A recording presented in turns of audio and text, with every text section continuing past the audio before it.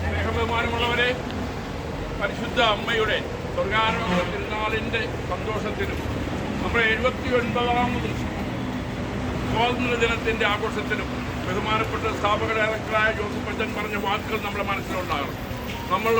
ഒപ്പം വേദനിച്ചു കൊണ്ടുപോകുന്ന കാലഘട്ടമാണെങ്കിൽ പോലും നമുക്ക് പ്രാർത്ഥനയിലൂടെ നമ്മുടെ രാഷ്ട്രീയ നേതാക്കന്മാർക്ക്